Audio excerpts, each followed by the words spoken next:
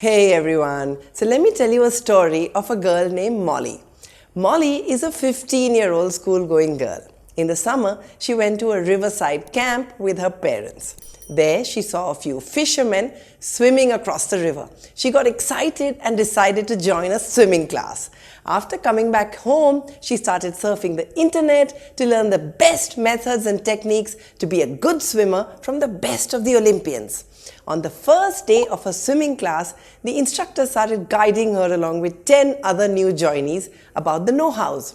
While others felt a little confused and nervous to dive into the water, Molly was fully confident because of her prior research. She refused to use the learning board and jumped right into the water. Holy moly! She was embarrassed with all the water in her ears and nose when she was pulled out by the instructors, gasping for breath. Even though she knew the best of methods and techniques beforehand, why did she drown? The answer is simple here. She lacked the skills required and the practice of those skills to be a good swimmer. A topper is just a normal student who has mastered certain skills with regular practice. So in today's video, I'm going to give you 3 things. Top 5 skills to beat a topper. 2 techniques to easily master these skills. And 1 surprising tip at the end. These skills are suggested by top personalities like Warren Buffett or Leonardo da Vinci and practiced by toppers of the best universities in the world. So let's get going. Hey, this is Chetna and you're watching ChetChat, and let's dive right into the top 5 skills to beat a topper. Skill number 1 is graphical thinking. Graphical thinking is a little modified version of analytical thinking. It has 2 parts. The first is breaking an activity into a structured format like grids, tables or charts. And the second is working on one activity at a time.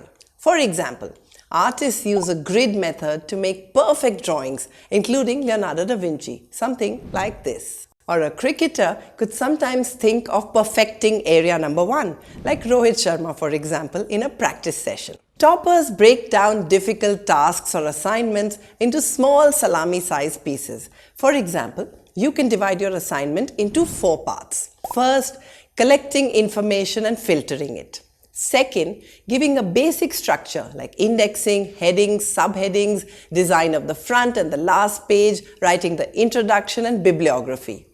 Third, decide the presentation style and start writing with your own ideas. And finally, write the summary, review the content and give it a final edit. This way, no task will be too big or too difficult for you to complete. And before we move on to skill number 2, I want to give a shout out to Suraya Gandhi, who wrote this adorable message under our last video, which got 279 likes from you. So if you want a shout out in my next video, leave me a message below with the hashtag ChetChatters. Skill number 2 is self-discipline. We don't have to be smarter than the rest. We just have to be more disciplined than the rest, said Warren Buffett. Self-discipline is not difficult. The reason people fail at self-discipline is because they try to change everything today. Abracadabra. No, that's not going to work. Now, let's take an example. Suppose you want to change your routine. Don't try to do everything from tomorrow. Start with one thing at a time. On the first day, just try waking up at 6 a.m. and do a little bit of exercise. That's it. One activity at a time. Do it for a week or if needed, 2 weeks. And once your brain and body get comfortable with it, add another activity, perhaps like meditation. Start with 5 or 10 minutes on the first day. Remember breaking the activity. Next, you can try to study for about 2 hours every day. These will be the little steps to success, because remember that there is no elevator to success. We have to climb stairs. Now we have a dedicated video on how to study smart and not hard. So I'll drop a link to that for you below for you to pick up some smart study habits and make your own perfect routine. Skill number 3 is the QEAR technique. This is a self-analysis skill that is critical not only for becoming a topper, but for anybody looking for leadership roles. QEAR is question, experiment, Analyze, repeat. Q for question. Ask questions and ask them honestly. Like, why do I really want to be a topper? To get admission to a good college? To get the attention of my crush? My parents' desire? Peer status? Recently, Joaquin Phoenix delivered an Oscar-winning speech for Best Actor for his movie Joker. He addressed the crowd as such: I do not feel elevated above any of my fellow nominees or anyone in this room because we share the same love, the love of the film. His reason for beating the toppers was none of the above. What's yours?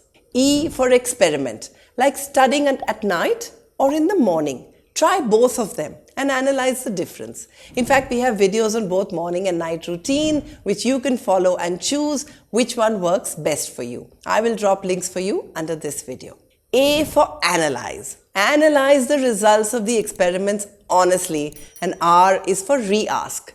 Re-ask the question if you're not satisfied with the answer, or ask a different question to complete your self-analysis. Skill number 4 is a plan B skill. Okay, now do it with me. Stand on one leg. Measure on a stopwatch how long you can do it. Repeat this with the second leg. Clearly, there will be a difference. Similarly, devoting your entire year only to studying is like standing on only one leg.